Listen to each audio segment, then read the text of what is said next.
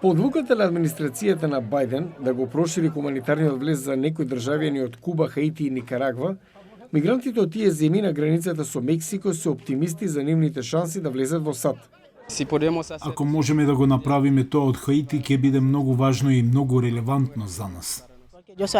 Се чувствувам добро затоа што сум од Хаити. Во име на сите хаиќани кои се тука, се чувствувам задоволно.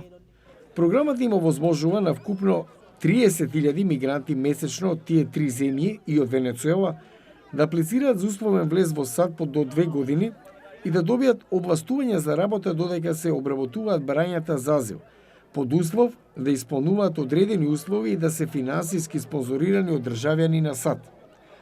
Но другите мигранти од Централна Америка велат дека се чувствуваат исклучени и отфрлени.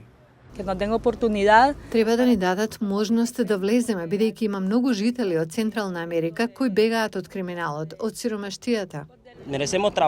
Заслужуваме да работиме. Нашата цел е да работиме за да можеме да преживееме. Адвокатот и активист за човекови права со седиште во Мексико го поздрави новиот процес на миграција. Право на миграција е човеково право, исто така и право на заштита за мигрантите. Тоа е форма на заштита, бидејќи знаеме дека кога прават нерегуларна миграција, тие трпат низа прекршувања на човековите права од властите и од другите луѓе.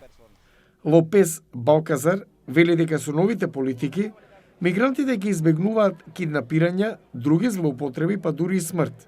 Тој верува дека неодамнешната посета на претседателот Бајден на границата ја покажува неговата загриженост за благосостојбата на мигрантите. Проблемот повеќе не се гледа како унилатерален. Тој е мултилатерален меѓу двете земји и сите земји на континентот. Порано тоа се гледаше само како проблем на САД и Мексико, а тоа веќе не е случај. Двегодишното условно ослободување од пречките за влез има возможува на мигрантите да аплицираат за азил и да барат други хуманитарни придобивки додека живеат во САД.